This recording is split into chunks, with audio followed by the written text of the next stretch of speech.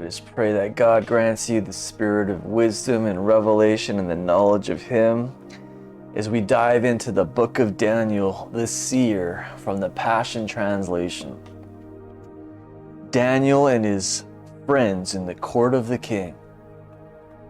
It was the 3rd year of the reign of Jehoiakim, king of Judah, when Nebuchadnezzar, king of Babylon, marched on Jerusalem and besieged the city. My Lord gave Nebuchadnezzar victory over King Jehoiakim and permitted the Babylonian ruler to remove some of the sacred vessels belonging to the temple of the true God. Nebuchadnezzar carried them away to the land of Babylon and placed the sacred vessels into the temple treasury of his own gods. Later, the king ordered Ashpenaz, his chief officer, to select a certain number of youths from the royal or noble families of the Israelites who would be suitable for service in the king's palace. They were to be handsome young men without defect, well versed in every branch of wisdom. They were to be intelligent, discerning, and qualified for royal service. Ashpenaz was instructed to teach them the culture, the literature, and the language of the Babylonians. The king provided them a daily allowance of the best food and wine from the king's table. For 3 years, they were to receive a thorough education, after which they would enter the king's service.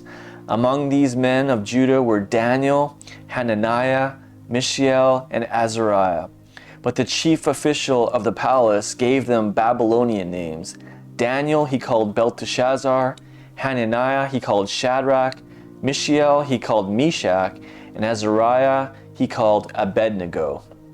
However, Daniel determined in his heart not to contaminate himself with the food and wine from the royal table, so he begged the chief official to exempt him from the royal diet.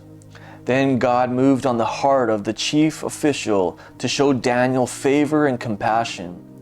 But he warned Daniel, "My lord the king has ordered your meat and drink, and I fear that he will notice if your face starts looking worse than the other men your age. You could put my life in jeopardy with the king." Daniel then appealed to the overseer, whom the chief officer put in charge over Daniel, Hananiah, Mishael, and Azariah.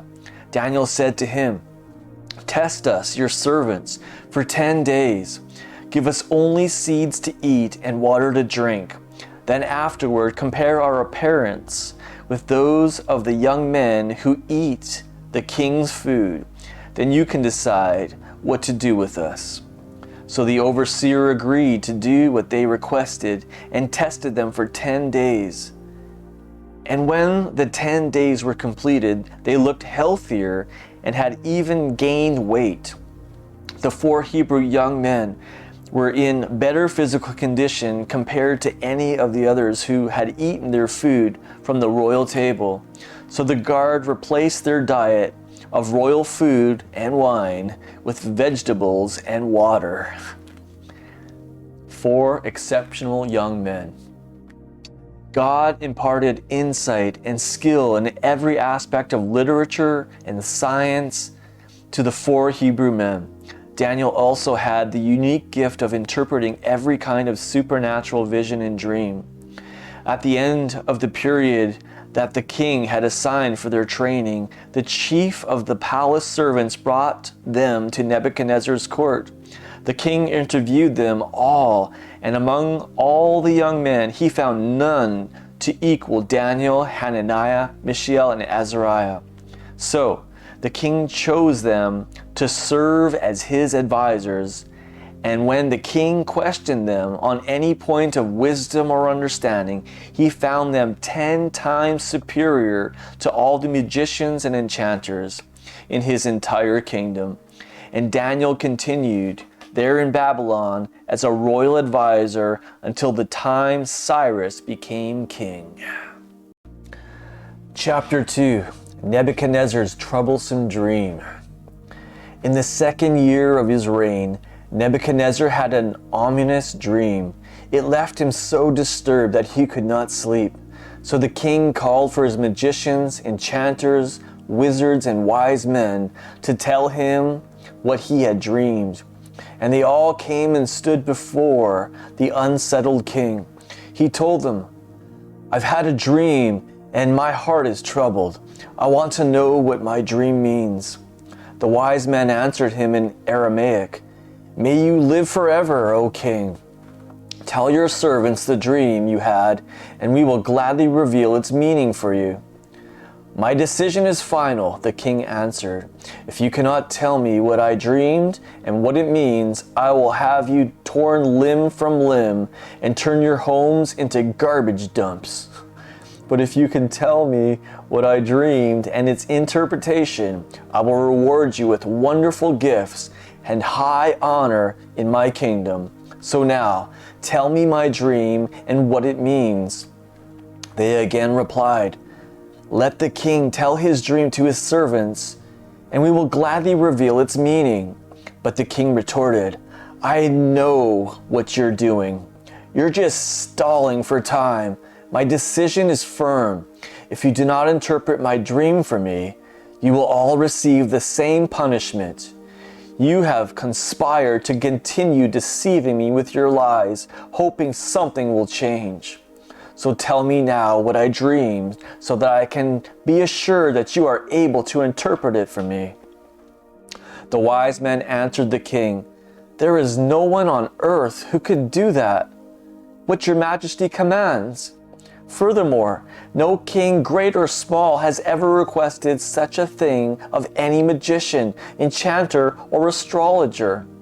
Your majesty, what you ask is difficult, and it's impossible for anyone to reveal it except the gods, and they do not live with mortals." At this, the king flew into a violent rage and ordered all the wise men of Babylon to be executed. When the king's decree was issued to have all the wise men killed, a search was also made for Daniel and his companions to have them put to death. Daniel intervenes. As Arioch, captain of the royal bodyguard, set out to execute the wise men of Babylon, Daniel cautiously and tactfully approached this royal officer and asked him, "Why has the king issued such a harsh decree?" When Arioch explained all that had transpired, Daniel immediately went off to plead with the king for more time so that he could seek the interpretation of the king's dream. Daniel then went home and explained everything to his friends, Hananiah, Mishael, Azariah. He urged them to beg the God of heaven for mercy to help them unravel the mysterious secret of the king's dream so that Daniel and his friends would not be executed with the other Babylonian wise men. That night, God clearly revealed to Daniel in a night vision the mystery of the dream. Then Daniel praised the God of heaven, saying, "May the blessed name of God be praised forever and ever, for wisdom and might are His alone. He alone controls the changes of times and seasons. He enthrones and dethrones kings. He imparts wisdom to the wise, and He pours out revelation knowledge to those with understanding. He alone reveals the deep secrets and mysteries and knows what lies in darkness. And He radiates glory light all around Him. You are the God worshipped by all my ancestors. I give you thanks and praise, for you have given me wisdom and power. You have revealed to us the king's dream and unraveled to me its meaning." Daniel interprets the king's dream. Then Daniel went back to see Arioch, whom the king had appointed to execute the wise men of Babylon, and said to him, "Do not kill the wise men. Take me into the king's presence, and I will reveal the dream's meaning to the king." Without wasting a moment, Arioch escorted Daniel to see the king. Arioch said to Nebuchadnezzar, "Your Majesty, I have found one of the Jewish exiles who can reveal the meaning of your troublesome dream." The king said to Daniel, whose Babylonian name was Belteshazzar, "Is it true? Can you tell me what I dreamed and what it means?" Daniel replied, "None of the wise men, enchanters, magicians, or astrologers are able to unveil the mystery you have asked about. But there is an all-knowing God in heaven who reveals the deepest mysteries. Your Majesty, He is the one who has revealed to you what is to take place in the last days. Here is your dream, the vision that filled your mind as you lay on your bed. Your Majesty, as you were going to sleep, your thoughts turned to what would happen in the future. The revealer of mysteries has disclosed future events to you. This mystery has been revealed to me not because I am wiser than anyone else, but for one divine purpose, so that you, the king, should learn what it means and that you would understand your innermost thoughts. Your Majesty, you saw standing before you a huge statue of a man. It was both dazzling and terrifying to behold. The head of this statue was of purest gold. Its chest and arms were of gleaming silver, its belly and hips of polished bronze, its legs of iron, and its feet were partly iron and partly clay. While you were staring at this statue, a boulder broke off from a mountain, but not by the instrument of human hands. The boulder struck the statue at its base and shattered its feet of iron and clay into pieces. Then all at once, the entire statue collapsed into a heap of rubble. The iron and clay, bronze, silver, and gold were all pulverized as fine as chaff on the summer threshing floor. The wind blew the shattered pieces away, leaving not a trace behind. But the boulder that hit the statue grew into a massive mountain that covered the whole earth. This was your dream, and now we will explain to the king what it means. Your Majesty, you are the greatest of kings. The God of heaven has bestowed upon you royal authority, power, might, and honor. He has handed over to you people, beasts, and birds, wherever they live, making you king of them all. You, O king, are the golden head. And after you are gone, another kingdom will arise, a kingdom not as great as yours. Then a third kingdom will arise to rule the land, a kingdom of bronze. And there will be a fourth kingdom, strong and hard as iron. It will shatter all things in its way, like iron that breaks everything to pieces.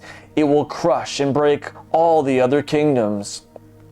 The feet and toes you saw, partly of iron and partly of clay, represent a divided kingdom that will retain some of the iron's strength, just as you saw the iron and the clay mixed together. That its feet and toes were partly iron and partly clay means that this kingdom will be both strong and fragile. And just as you saw the iron and the clay mingled together, so the people of this kingdom will seek to be united, but they will not bond any more than iron will permanently bond with clay. In the days of those kings of iron and clay, the God of heaven will set up an eternal kingdom that will never be destroyed, nor ruled by other people. It will shatter and bring all other kingdoms to an end. It will stand forever. This is the meaning of what you saw in your vision. A rock cut out of a mountain, but not by human hands. A rock that shattered the iron, the bronze, the clay, the silver, and the gold to pieces is his eternal kingdom. The great God has revealed to you, the king, what will take place after this. The dream is true, and its interpretation trustworthy. The king honors Daniel. Then the king Nebuchadnezzar bowed low to the ground in awe of Daniel. Then he gave orders for incense to be burned and a sacrifice of grain to be offered in Daniel's honor. The king said to Daniel, "Your God is without question the God of all gods, the master of all kings, and the revealer of all mysteries, since he has given you the revelation of this mystery." Then the king promoted Daniel and made him great in the kingdom and gave him many wonderful gifts. He also made him ruler over the whole province of Babylon and the chief of all the wise men of Babylon. At Daniel's request, the king delegated the affairs of the province of Babylon to his friends Shadrach, Meshach, and Abednego. Daniel remained in the king's palace. Chapter 3. Nebuchadnezzar's statue. King Nebuchadnezzar had a golden statue made that was 60 cubits high and 6 cubits wide. He erected the statue on the plain of Dura in the province of Babylon. He then ordered an assembly of his princes, magistrates, and governors, as well as the counselors, treasurers, judges, sheriffs, and all the other provincial authorities, that they should be present at the dedication of the statue he had erected. So all these officials gathered in front of the golden statue that the king had made. Then a herald made a loud proclamation, "Attention everyone! Listen to what the king commands of you, you of every nation and language. When you hear the ram's horn and the music of the flute, the lyre, the 10-stringed harp, the triangular harp, the drums, and all the other instruments, you will bow down to the ground and worship the golden statue that King Nebuchadnezzar has made. Whoever does not bow down to worship, it will immediately be thrown into a white, hot, fiery furnace." Therefore, at the set time, as soon as they had heard the musical instruments, those present from all the nations and languages bowed down and worshipped the golden image that King Nebuchadnezzar had set up. The condemnation of the young Jewish men. At that point, certain Babylonian astrologers approached the king and maliciously denounced the Jews. They said to the king, "Nebuchadnezzar, O king, live forever. You issued a royal decree, O king, that when everyone hears the ram's horn and the music begins, they must bow down to the ground and worship the golden image. And whoever does not bow down and worship, it will be thrown inside a white, hot, fiery furnace. Yet, the prominent Jews whom you have appointed administrators of the province of Babylon have greatly disrespected you, your majesty. Their names are Shadrach, Meshach, and Abednego. They do not serve your gods, nor worship the golden image you have set up." Upon hearing this, the king Nebuchadnezzar flew into a furious rage and ordered Shadrach, Meshach, and Abednego to be brought before him. When these men came before the king, he asked them, "Is it true, Shadrach, Meshach, and Abednego, that you do not serve my gods or worship the golden statue that I erected? I now give you one more chance. When you hear the ram's horn and the music of the flute, the lyre, the 10-stringed harp, and the triangular harp, the drums, and the other instruments, you will bow down to the ground and worship the golden statue I have made.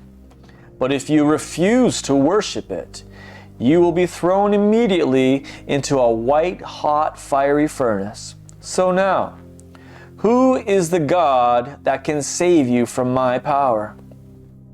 Shadrach, Meshach, and Abednego answered, "King Nebuchadnezzar, we have no need to offer you a defense in this matter. If the God we serve truly exists, then he will save us from death at your hand, O king. So, if you throw us into the fiery furnace, our God is able to save us.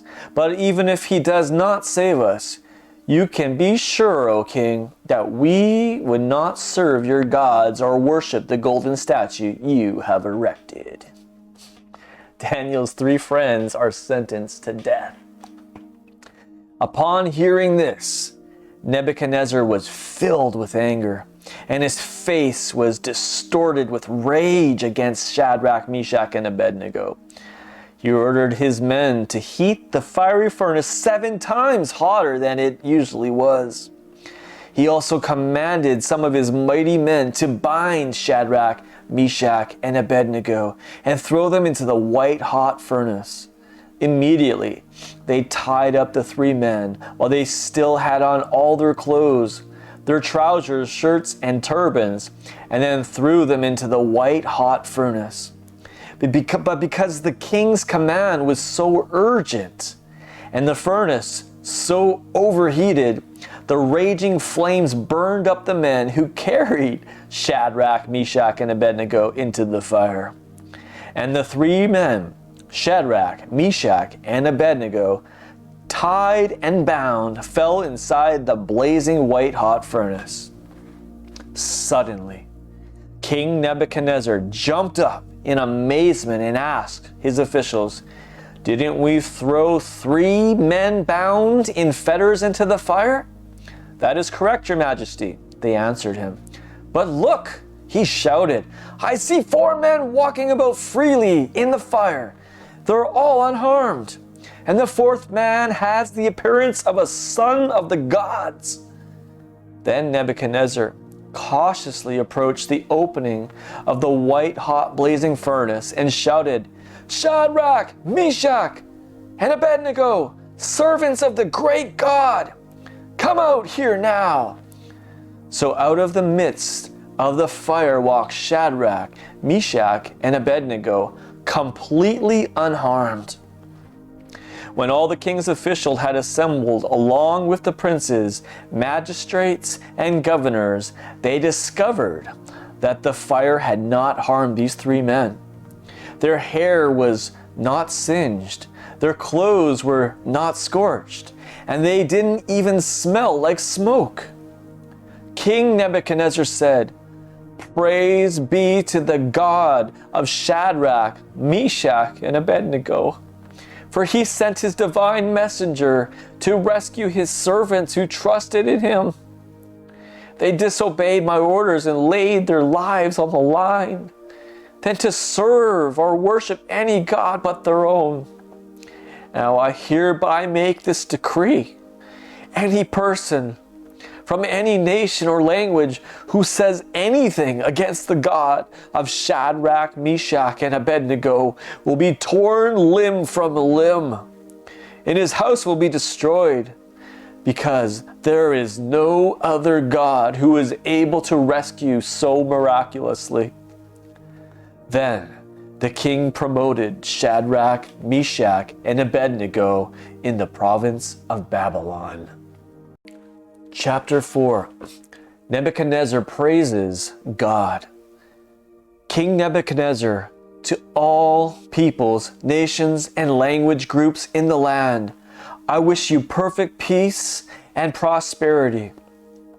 It is my royal pleasure to inform you of the mighty signs and wonders that the Most High God has performed for me.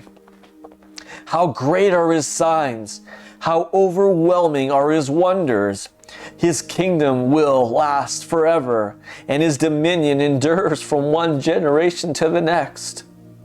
Nebuchadnezzar dreams about a great tree. I, Nebuchadnezzar, was content and at peace in my house, thoroughly enjoying a life of luxury in my palace. One night, I had a terrifying dream. While I was laying on my bed, frightening visions passed through my mind, and I was tormented by what I saw. So I issued a decree that all the sages of Babylon must come and explain to me what my dream meant. Magicians, enchanters, wizards, and wise men came, and I explained my dream to them, but they were unable to interpret it for me. Finally, Daniel came before me. I had renamed him Belteshazzar after my own God.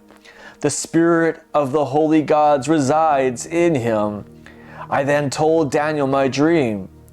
Belteshazzar, chief of all my wise men, I know that the spirit of the holy gods resides in you, and that there is no mystery that you cannot solve. So listen to my dream and tell me what it means. While I slept, these visions passed through my mind. I saw a huge tree in the midst of the earth, and the tree grew taller and stronger until its top reached into the heavens.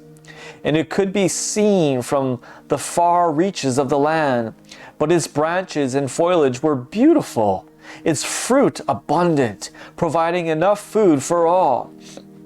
Animals rested under its shade, and birds found shelter in its sturdy branches. All living creatures were nourished from it. A watcher angel. While I was still asleep, I saw another vision. I saw a watcher, a holy one, come down from heaven. At the top of his voice, he announced, "Cut down the tree! Lop off its branches, strip off its leaves, and scatter its fruit. Drive away the animals from beneath its shelter and the birds from its branches, but leave the stump with its roots in the ground, encircle it with chains of iron and bronze, surrounded by the grass of the field, night after night. Let him be damp with heaven's dew. Let him live with the animals along the plants of the earth as his appointed lot. Let him eat the grass of the field for 7 years. Let his mind be altered into the mind of a beast."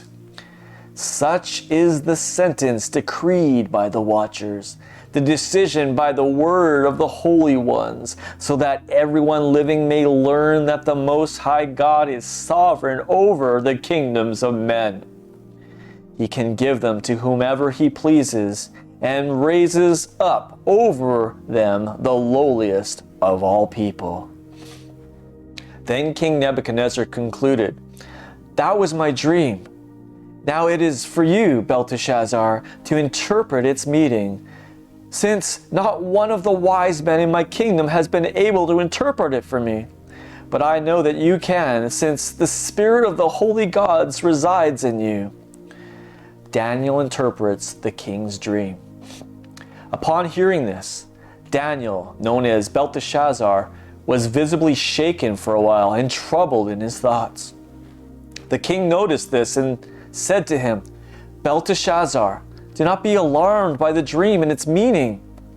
Belteshazzar answered, "My lord, if only the dream applied to those who hate you and its interpretation were for your enemies. The huge tree you saw, so large and tall that it reached into the heavens and could be seen from anywhere in the land.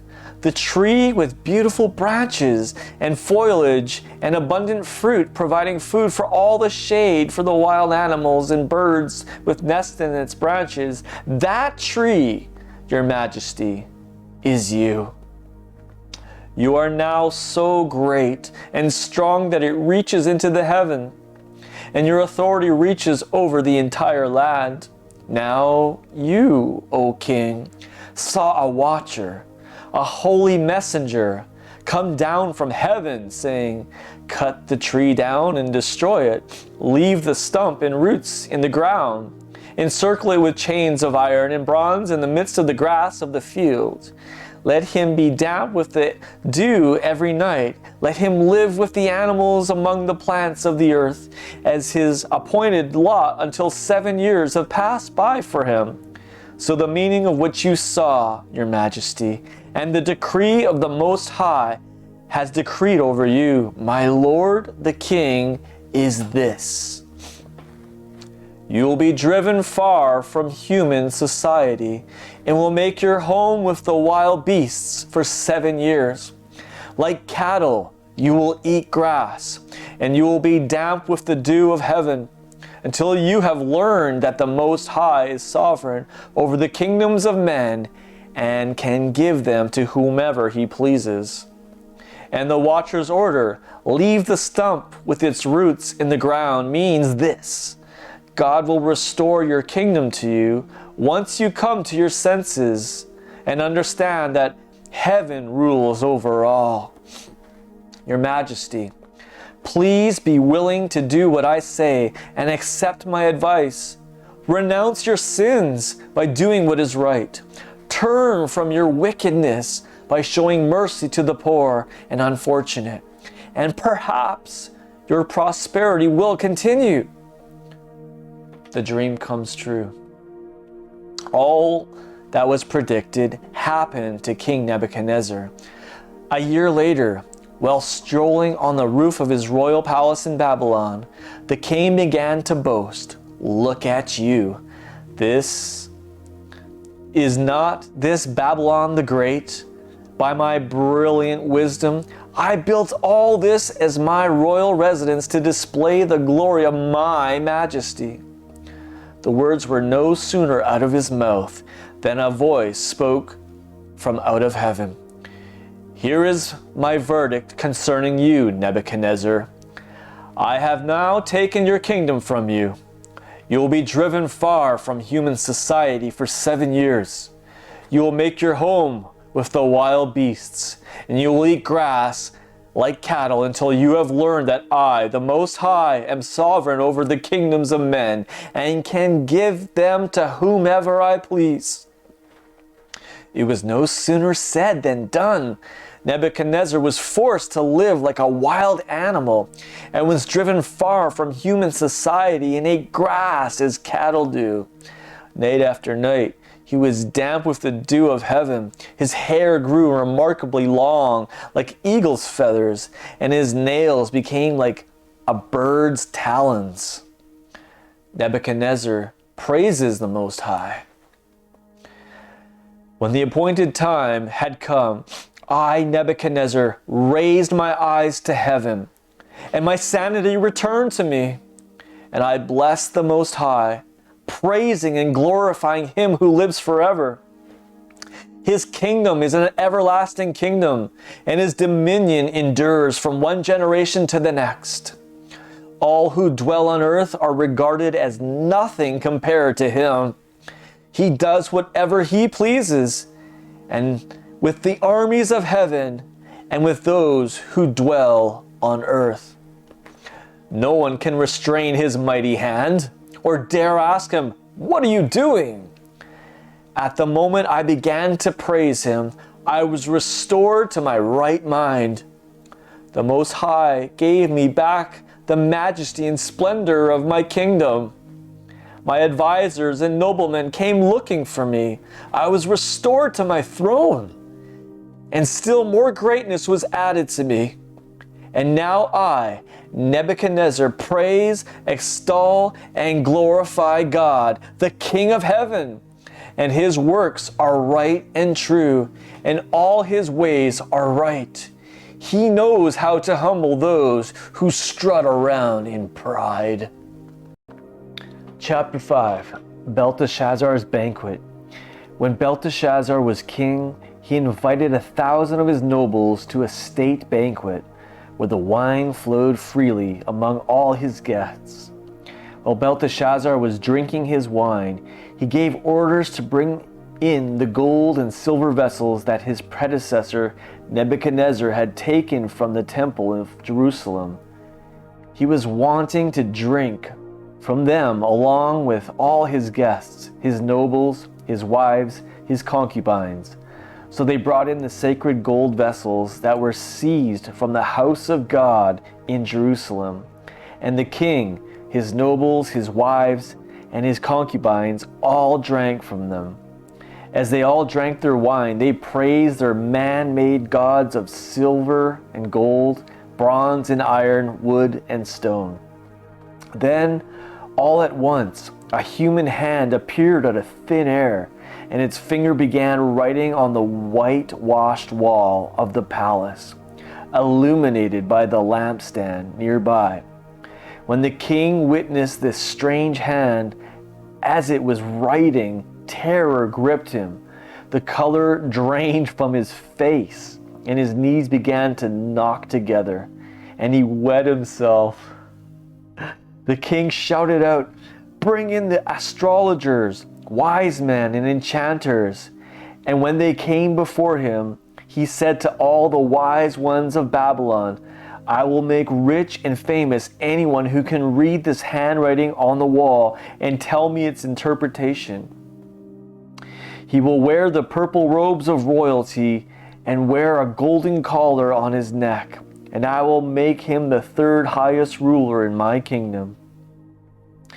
All the king's wise men came forward to examine the wall, but not one could read the writing or tell the king what it meant.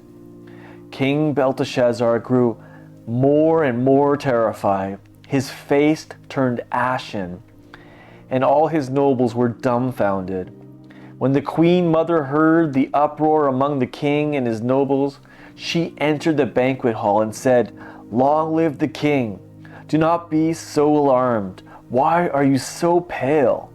There is a mighty man in your kingdom who has the spirit of the holy gods in him. During your predecessor's reign, he was found to have light, brilliant insight, and godlike wisdom. It was, in fact, your predecessor, King Nebuchadnezzar, who made him chief of the wise men, enchanters, astrologers, and diviners. This man Daniel, whom the king named Belteshazzar, has an extraordinary spirit and is full of revelation and understanding. He possesses a rare ability to interpret dreams, unravel mysteries, and find solutions to impossible problems. So send for Daniel, and he will reveal to you what this handwriting means." Daniel explains the handwriting on the wall. Then Daniel was brought into the presence of King Belshazzar, and the king asked him, "So, you are the Daniel of the Jewish exiles my predecessor brought here from Judah? I have heard so much about you. I have been told that you have the Spirit of God and that you possess divine illumination, brilliant insight, and extraordinary wisdom. Now, I have brought you in my wise men and astrologers before me, that they might read this inscription and give me its interpretation. But they were unable to show me what the words mean. However, I have heard that you are able to interpret dreams, that you have solutions for impossible problems. If you, then, can read the handwriting and tell me what it means, you will wear purple robes of royalty and a golden collar on your neck, and you will become the third most powerful ruler in the kingdom." Then Daniel answered the king, "You may keep your rewards or give your gifts to someone else, but I will clear up for you the mystery of this handwriting on the wall. As for you, O king, the Most High God gave your predecessor, Nebuchadnezzar, kingship, greatness, honor, and majesty. God made him so great that people from every nation, tribe, and language group trembled with fear and dread of him.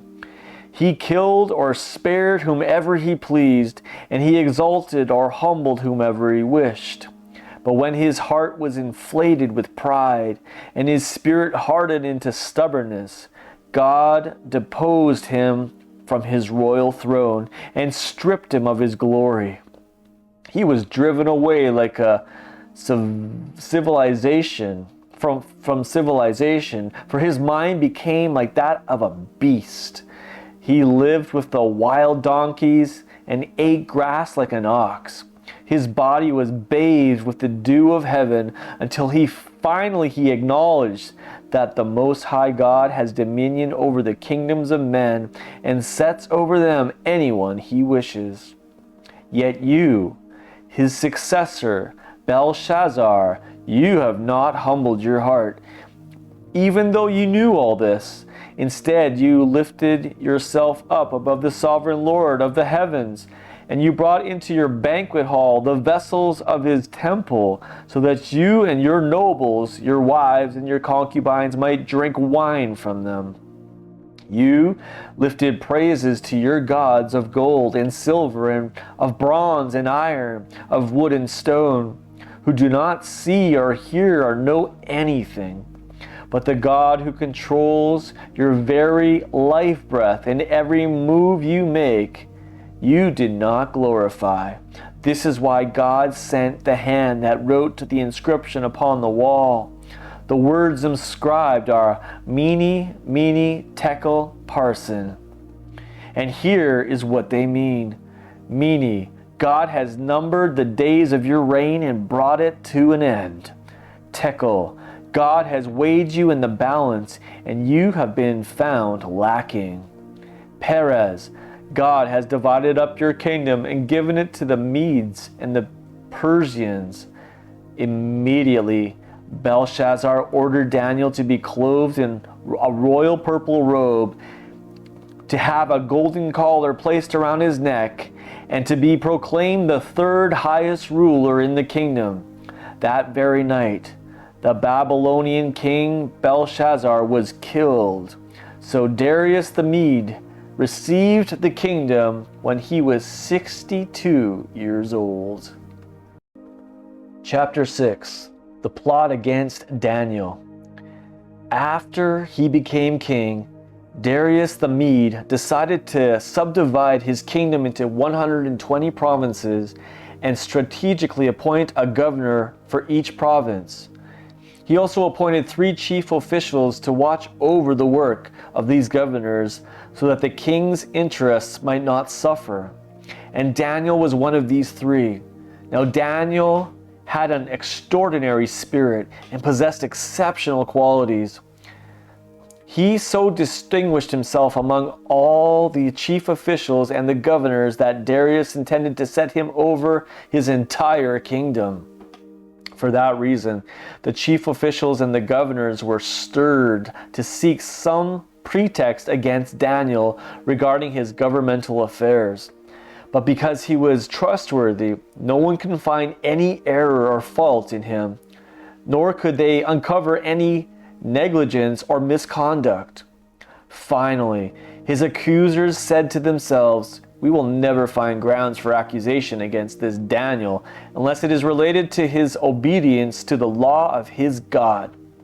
So these 122 powerful politicians consulted together as a group to entrap Daniel. And they went to speak to the king and said to him, "King Darius, live forever. All the officials of your kingdom, your high officials, administrators, advisors, and governors, we are all agreed that by royal decree the following prohibition should be enforced strictly for 30 days. No one is to pray to any god or man except to you, O king, otherwise he must be thrown into the lion's den.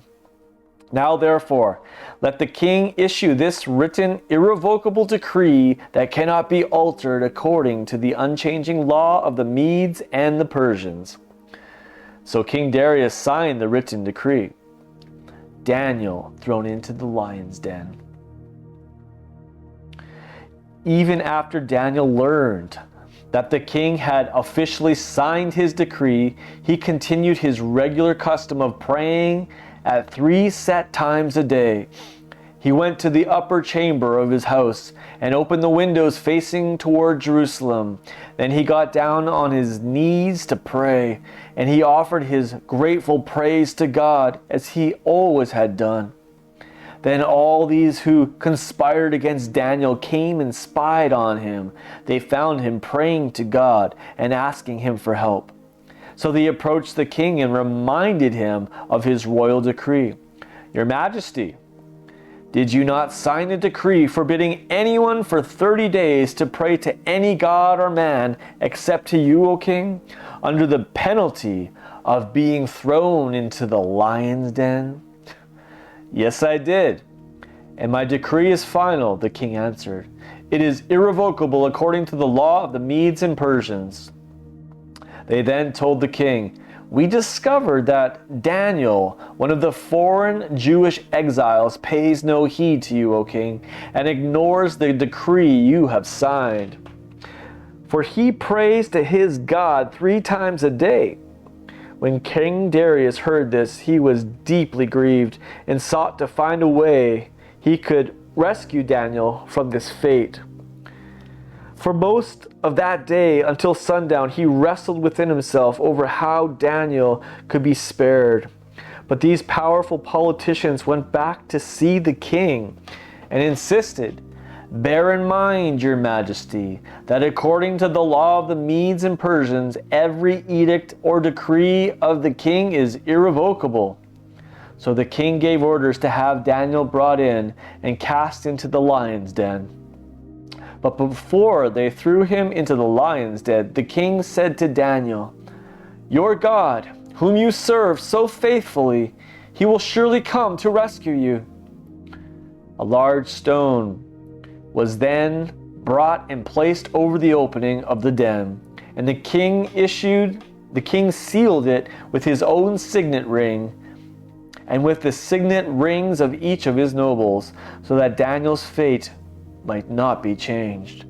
Then the king returned to his palace, where he spent the night fasting. He had no supper brought to him and could not sleep a wink. God protects Daniel. At the first sight of dawn, the king rose from his bed and hurried off to the lion's den. As he drew near the den of lions, he called out to Daniel with a trembling voice, "O Daniel, servant of the living God, has your God, whom you serve so faithfully, been able to rescue you from the lions?" Then he heard a voice. It was Daniel. He was still alive.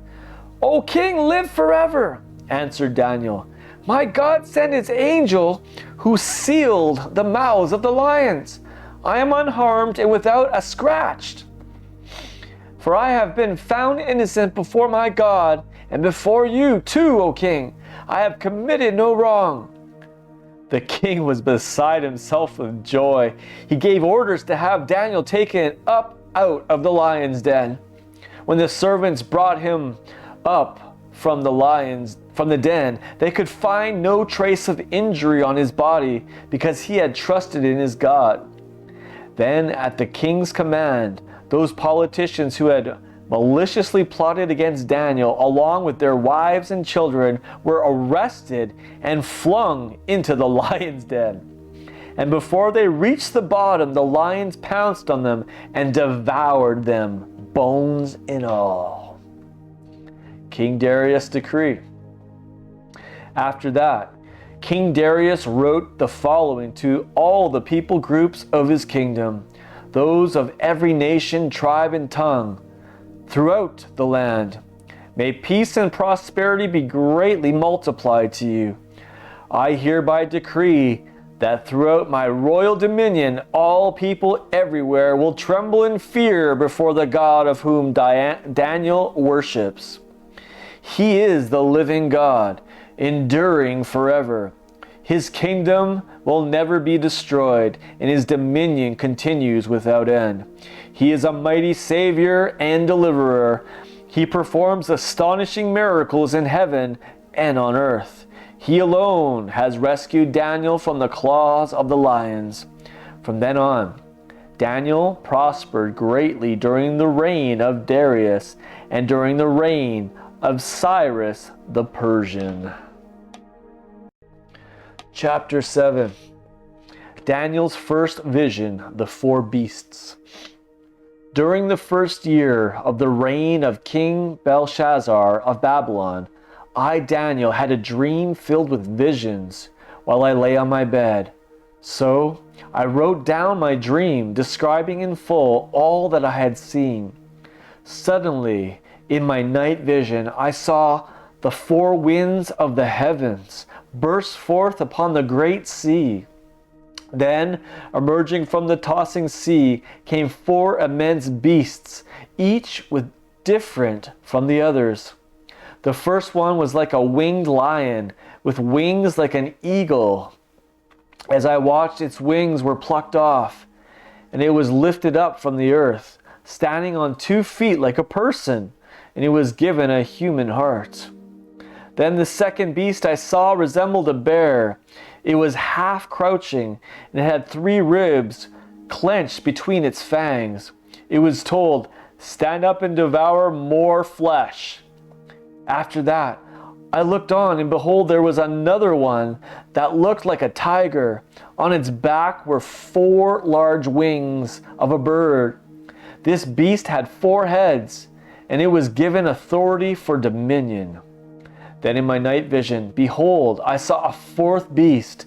It was dreadful, terrifying, and incredibly powerful. It had huge iron teeth used for crushing and devouring its victims.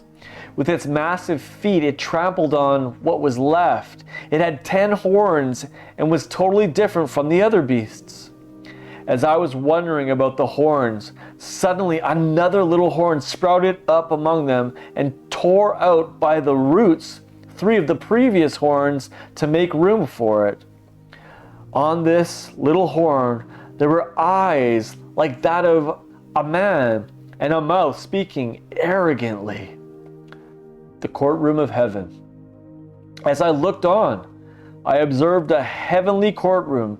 Various thrones were being arranged until the Ancient of Days took his seat.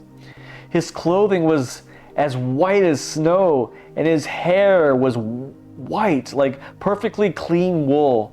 His throne was a tempest of fiery flames, set upon wheels of blazing fire. A surging stream of fire flowed from before him. Immeasurable numbers of people were serving him, and countless myriads were attending him. The court convened for judgment, and the books were opened. As I kept on looking, I heard boastful words being spoken by a little horn. As I watched, the verdict was issued. The 4th beast was killed, and its body was thrown into the blazing fire. As for the rest of the beasts, their dominion had been taken away, but they were allowed to continue living for an appointed time. Then, as I was looking on in my night visions, suddenly I saw one like a son of man coming in the midst of the clouds of heaven. He was ushered into the presence of the Ancient of Days and presented before him. Then the Ancient of Days conferred upon him dominion, glory, and kingship. People of every nation and language group worshipped him. His dominion is everlasting and will never pass away, and his kingdom will never be destroyed. Interpretation of the vision. As for me, Daniel, I was terrified by these night visions, and my spirit was deeply disturbed by all that I saw. I went up to one who was standing there and asked him to explain the true meaning of what I had witnessed. So he gave me the interpretation. These 4 great beasts represent 4 empires that will rise to power over the earth. But after them, the holy ones, the most high ones, will receive the kingdom and possess it forever. Yes, forever and ever. But I was curious to know more about the 4th beast. It was much different from all the others, the terrifying, dreadful beast. It crushed its victims with claws of bronze and with teeth of iron, and then trampled on them. Also, I wanted to know more about the 10 horns on its head, and how the more prominent horn that spouted up and uprooted the 3 of the previous horns. I wanted to gain insight about the conspicuous little horn, more imposing than the others, with eyes in it and a mouth speaking arrogantly. As I watched, that horn fought against the holy ones and was defeating them until the everlasting one came on the scene. He handed judgment over to the saints of the Most High, and dominion was given to the holy ones of the Most High. Then the time came when the holy ones took possession of the kingdom. He gave me the interpretation. The fourth beast means that there will be a fourth kingdom on the earth, different from all the other kingdoms. It will devour the whole earth, trample it down, and shatter it to pieces. And the 10 horns are 10 kings that will arise from the fourth kingdom. They will succeed each other, but after them, an 11th king will rise to power. He will be different from the previous ones and will subdue 3 of those kings. He will speak blasphemous words against the Most High and try to wear down the holy ones of the Most High. He will try to alter the set periods of time and change God's decree. And the saints will be subjected to his power for a time, times and half a time. But when the heavenly court convenes, his ruling power will be stripped from him. His authority will be abolished and destroyed forever. Then the Most High will give to his holy ones the kingdom and the dominion and the grandeur of all the kingdoms on earth. All rulers and authorities will serve and obey him, for his kingdom is everlasting. That is all that I saw in my dream. I, Daniel, was so greatly terrified by my thoughts that my face turned pale, but I hid the vision in my heart. Chapter 8, Daniel's second vision. In the 3rd year of the reign of King Belshazzar, I, Daniel, saw a second supernatural vision. In my vision, I suddenly found myself in the fortress city of Susa, the capital of the province of Elam, standing beside the Ulai Canal. As I looked about, behold, I saw a ram standing on the bank of the canal. It had 2 long horns, one behind the other, but the one behind was longer. I watched as the ram charged toward the west, then the north, and then the south. With each conquest, it became even more powerful.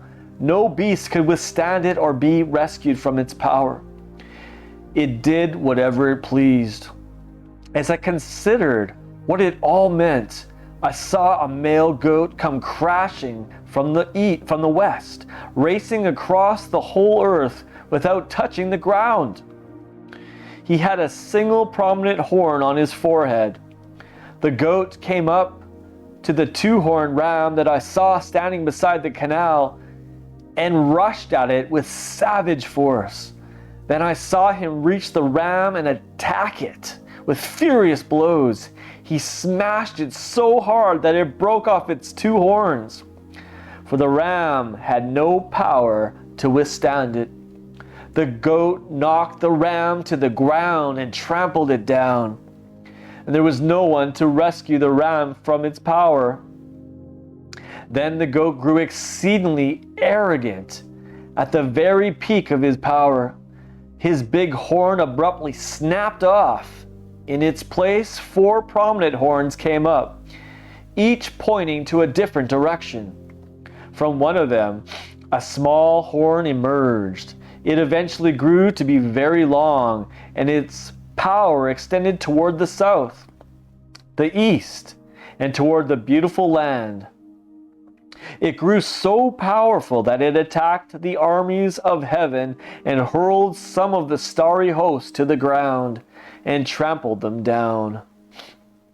The horn arrogantly exalted himself against the prince of the heavenly armies. It abolished the daily sacrifices, and the place of his sanctuary was defiled. God's people began to turn away from him and gave themselves to the power of the horn. Sin replaced the daily sacrifices on account of the rebellion of the people. The horn was successful in all it attempted to do. Truth was cast down to the ground. Then I heard a holy one speaking. Another one asked the first one, the wonderful numberer, how long will it be until this vision is fulfilled in relation to the daily sacrifice, the rebellion that causes desolation, the handing over of the sanctuary, and the trampling underfoot of the host of God's people? He answered, for 2,300 evenings and mornings, then the sanctuary will be purified. The angel Gabriel interprets Daniel's visions. While I, Daniel, was pondering the vision I had seen, suddenly there appeared before me one who looked like a man. Then I heard the voice of someone calling out over the waters of the Ulai Canal, Gabriel, help this man understand the meaning of his vision. As the angel Gabriel came closer to where I was standing, I was so terrified that I fell face down on the ground. Then he said to me, Daniel, son of man, you need to understand that your vision refers to the time of the end. When he spoke with me, I lost consciousness and passed out. But he took hold of me and raised me to my feet. Listen, he said, and I will tell you what will take place in the time of wrath. For the vision pertains to the appointed time of the end. The ram that you saw with two long horns, represents the kingdoms of the Medes and the Persians. The male goat represents the kingdoms of Greece. And the big horn on its forehead is the first king of that Greek empire. As for the horn that was broken off and replaced by 4 prominent horns, this signifies that 4 other kingdoms will rise from its midst, but their combined power will not be as great as the first. When their reign comes to an end and their crimes have reached their full measure, there will arise a stern king skilled in stubbornness and trickery. He will grow in might, but will not through any power of his own. He will cause amazing devastation, succeeded in every undertaking, and destroy mighty ones, the saints of the Most High. By his cunning, he will make treachery succeed under his rule. In his own mind, he will highly exaggerate his own importance.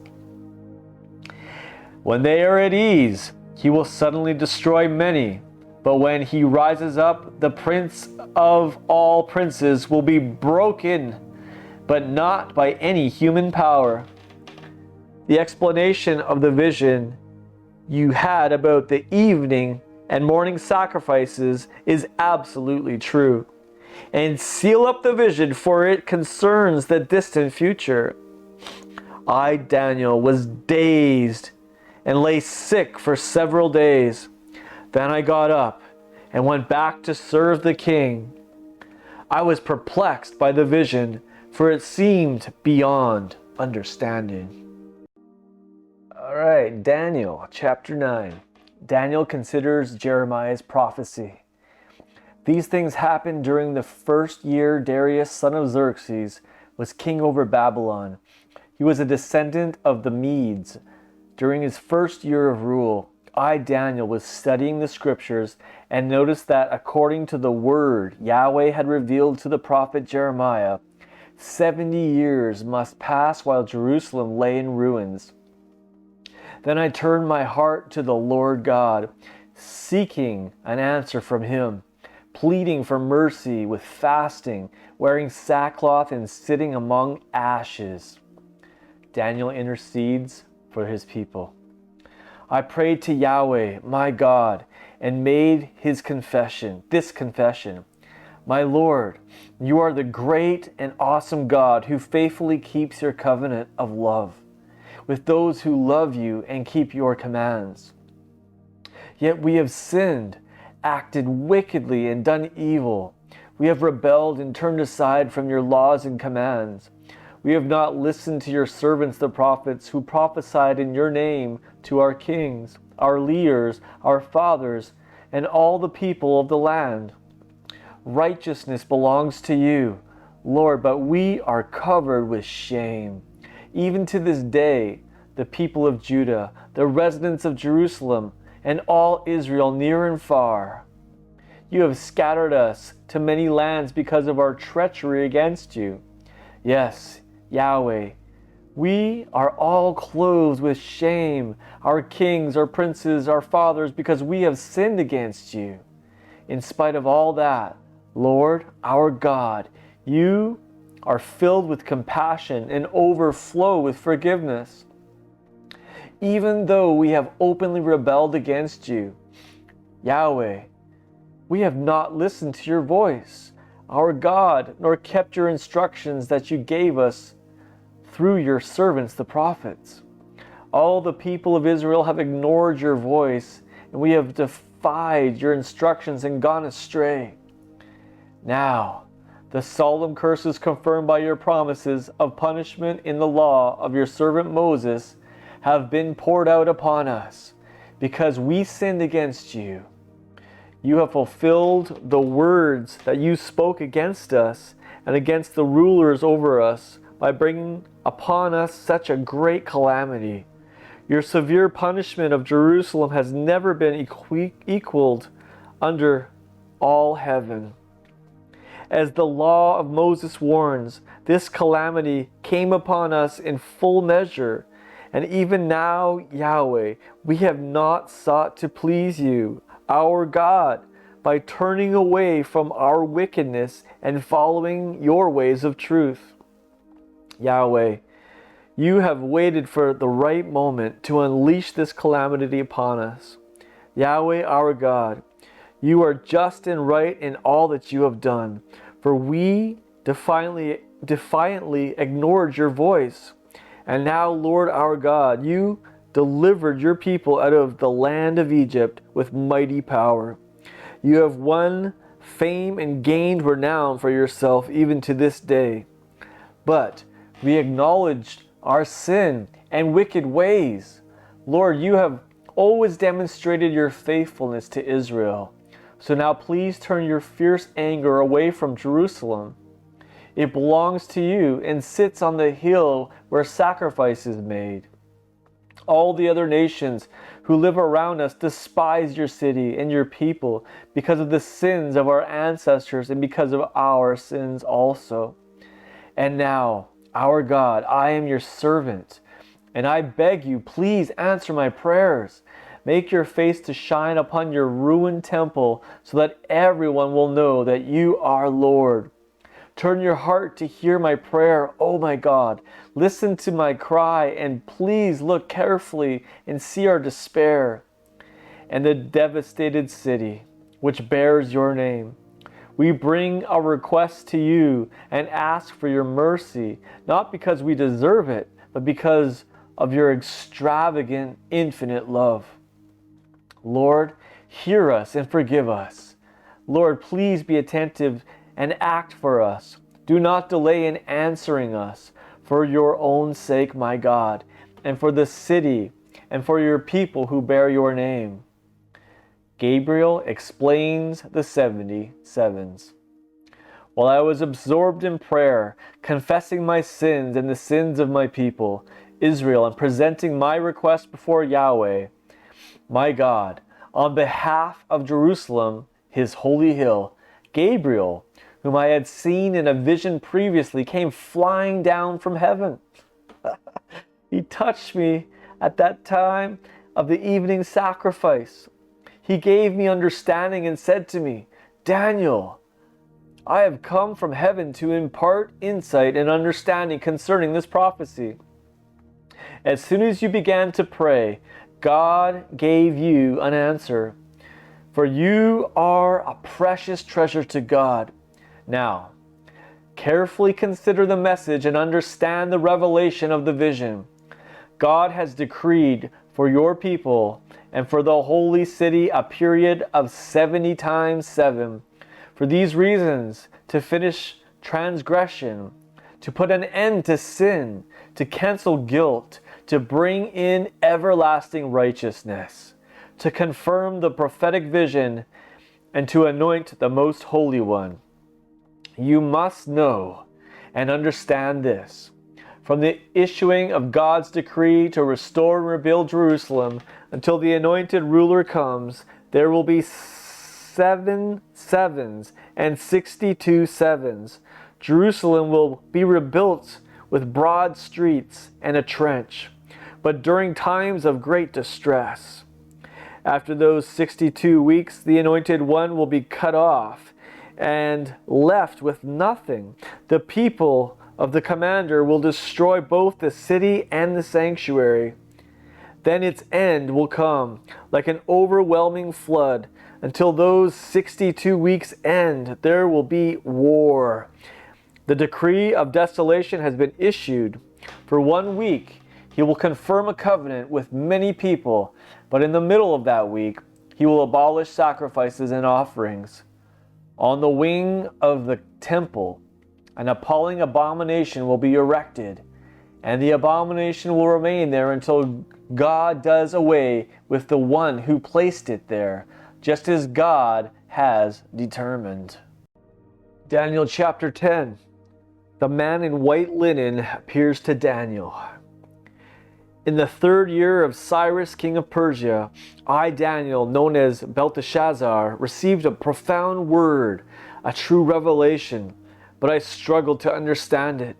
Finally, its interpretation was disclosed to me in a vision, and I began to understand the word. At that time, I was in a period of mourning for 3 weeks. During the entire 3 weeks, I ate no delicacies, no meat, and no sweets. I drank no wine, nor did I groom myself.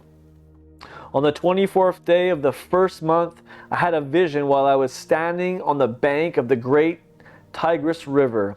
I opened my eyes to look about me, and I saw a man approaching who was robed in white linen and wearing a belt of pure gold.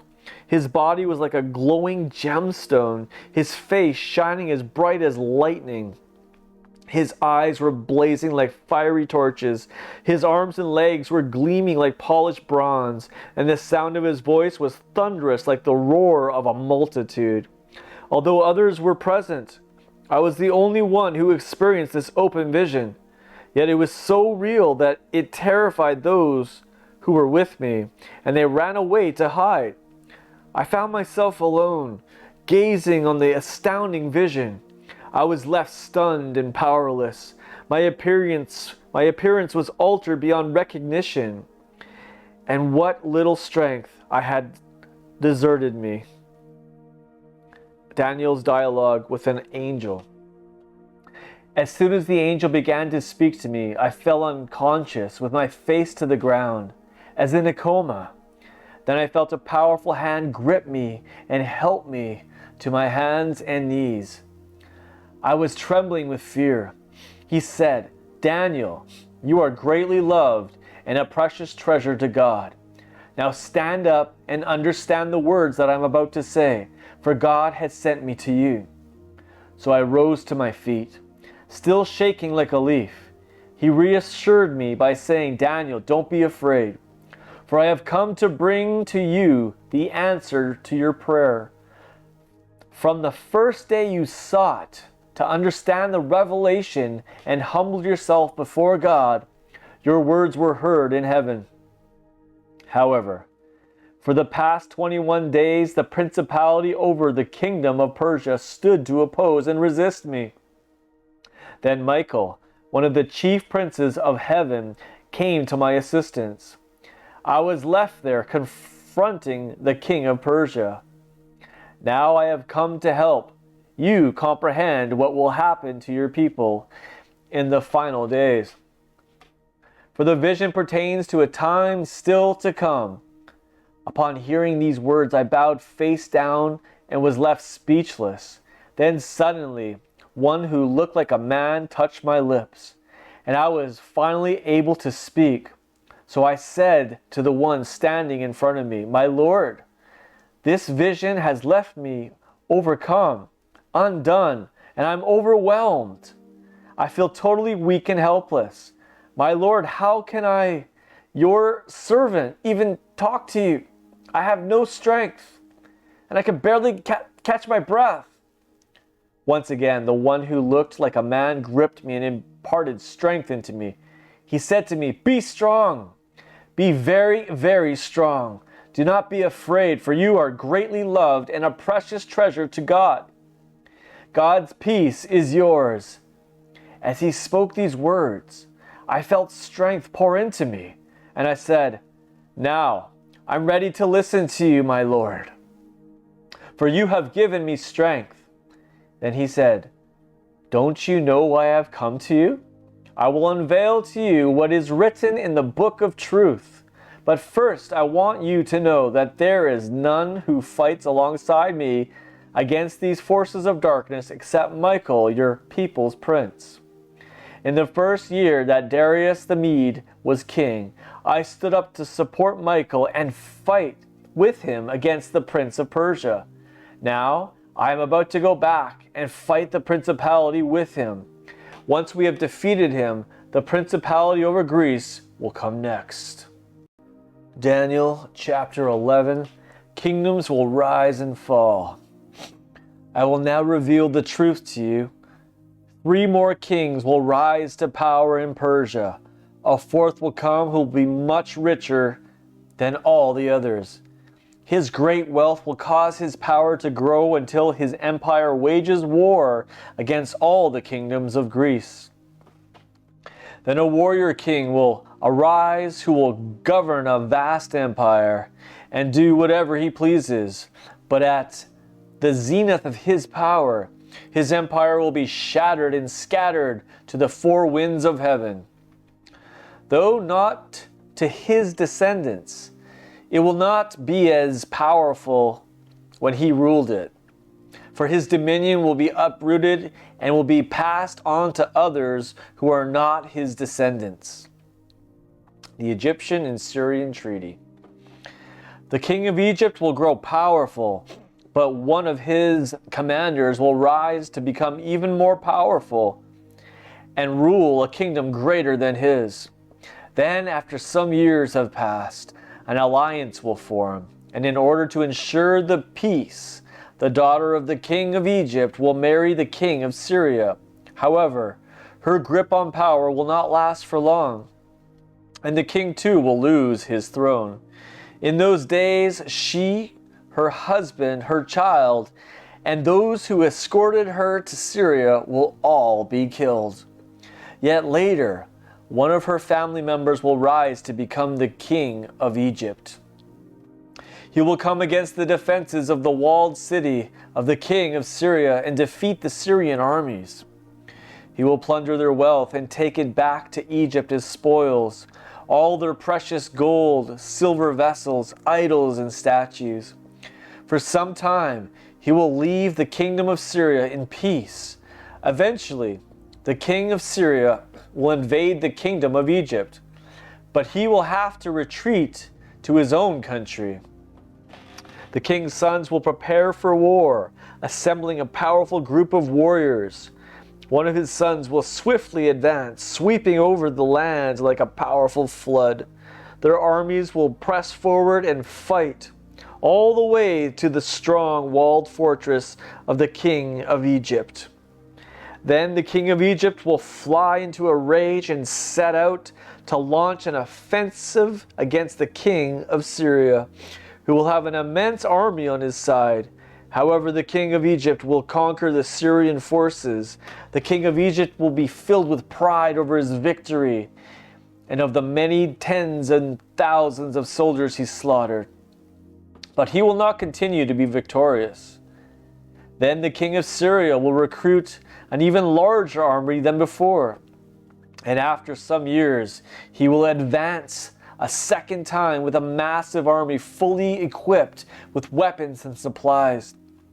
At that time, many will take up arms against the king of Egypt, renegades from among your own people will rebel in the hope of realizing the vision, but they will fail. Then the king of Syria will advance and build up siege ramps to capture a strongly fortified city. The Egyptian forces will not stand their ground. Even their elite troops will not be strong enough to resist. The invading king of Syria will do as he pleases, and no one will be able to resist him. He will occupy the land of splendor, and all of it will be under his control. Then, with the might of his entire kingdom, he will resolve to conquer Egypt by cunningly making a peace treaty with the king of Egypt. The king of Syria will offer one of his daughters in marriage to the king of Egypt, in order to defeat his kingdom. But his plan will fail. His plan will fall apart and will not work to his advantage. The king of Syria will next turn to the coastlands and capture many cities, but a foreign commander will put a stop to his arrogance and make him suffer the consequences of his defiant insolence.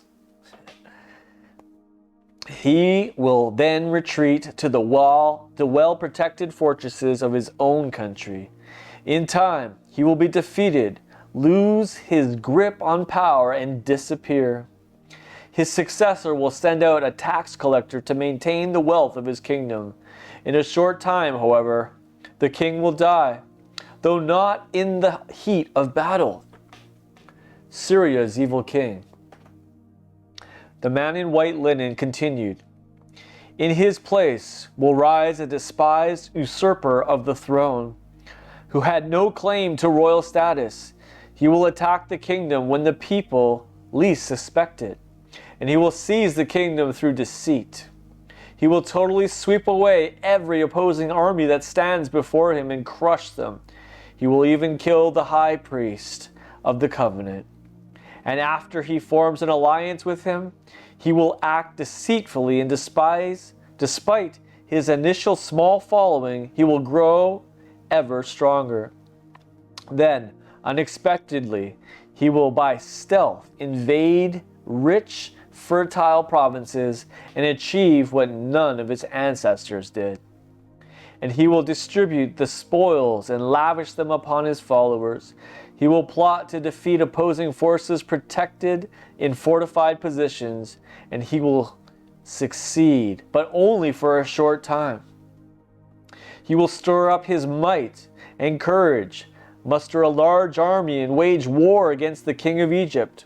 However, the king of Egypt will fight back with an even greater army, a massive and powerful army, but he will be defeated because of secret plans devised against him. His closest advisors who eat at the king's table will attempt to kill him. His army will be swept away, and many will fall in the slaughter. These two kings will sit at the same table and exchange lies with their hearts, filled with evil motives, but their plans will come to nothing, for the time set by God has still not yet come. Then the treacherous king of Syria will start back home with his great spoils. He will set his heart against the Holy Covenant, take action against it, and then return to his own land. And the time God has appointed, he will go back to attack Egypt again. But this time, the outcome will not be as before. Roman ships will oppose him, and he will lose heart. He will retreat and take out his indignation against the Holy Covenant and show favor to those who forsake that Holy Covenant. He will then dispatch his armed forces to enter and profane the sacred temple stronghold. They will abolish the daily sacrifice and in its place set the blasphemous abomination that brings desolation. The Syrian king will entice with flattery those who betray the Holy Covenant, but those who know their God will stand firm and valiantly resist. These who are filled with wisdom will help many understand what is happening. However, For a season, they will face severe testing. Some will go into captivity, some will be robbed, and some will be killed by the sword and by the flames. During this persecution, God's people will receive a little help, though many will join with them insincerely. Even some of the wise leaders will stumble, yet this will lead to them being purged, purified, and made clean, until the time of the end, for the appointed time is still to come. The arrogant king. The king will grow more and more arrogant and do whatever he pleases. He will exalt himself above every other god in utterly horrendous blasphemies against the God of all gods. He will be successful until God's wrath reaches the boiling point, for what God has decreed will certainly be fulfilled. The king will not respect the gods of his ancestors, the God worshipped by women, nor any other god, because he will consider himself the greatest God of all. Instead, he will glorify the God of strongholds. He will honor this God, unknown to his ancestors, with gold and silver, precious stones, and costly gifts. That king, with the help of his foreign god, will defend his own fortresses. He will give great honor to those who accept him as ruler and elevate them as high officials and parcel out the land to them as their reward for their loyalty. The demise of the arrogant king. At the time of the end, the king of Egypt will lock horns with the king of Syria. But the king of Syria will come storming out against him like a whirlwind with chariots, cavalry, and great fleet of ships. He will pass through countries, overrun them, sweep through them like a flood. He will even invade the glorious land, and many countries will fall. But Edom, Moab, and what remains of the Ammonites will escape. He will use his power to attack many countries, and Egypt will not escape his onslaught. He will confiscate all the Egyptian treasures, including its silver and gold. Libyans and Ethiopians will be in submission to him. Then reports will come from the east to the north that will trouble him, and he will set out with furious rage to bring death and complete destruction to many. He will pitch his lavish royal tents between the sea and the beautiful mountain of the holy temple. Yet he will come to his end all alone, with no one to stand with him. Daniel chapter 12, the end of the age. At that time, the great angel prince, Michael, protector of your people, will take his stand. It will be a time of great distress, the worst trouble your nation has ever known. When that time comes, your own people will be spared, all those whose names are found written in the book of life. Multitudes of those who are sleeping in the land of dust will awaken, some to everlasting life, some to shame and everlasting disgrace. Those who are wise will shine radiantly as the sky at midday, and those who turn many to the way of righteousness will shine brightly as the stars for all eternity. And you, Daniel, must guard these words and keep the scroll sealed until the time of the end. Many will go here and there, and knowledge will continue to increase. The two angels by the river. I, Daniel, then looked and saw two others standing, one on each bank of the river. One of them said to the man dressed in linen who was hovering above the river, "How long until these wonders take place?" I heard the man answer who was dressed in linen, hovering above the water, above the river. He raised his hands to heaven and swore by him who lives forever, a time and 2 times and half a time. All this persecution will not end until the opposition of God's holy people is completely crushed. angelic revelation explained. I heard his answer, but it was like a riddle to me. So I asked him, Sir, how will all of this transpire? You may go in peace, Daniel, he replied. The understanding of this message is to remain secret and sealed until the time of the end. God will purify many people and make them clean and spotless, while the wicked will continue doing what is wicked. This revelation will remain a riddle to the wicked, but those who are wise will have profound understanding. Between the end of the continual burnt offering and the abomination that brings destruction will be 1,290 days. Blessed are those who wait and faithfully endure to the end of the 1,335 days. As for you, be at peace and rest, and you will rise for your reward at the end of the age.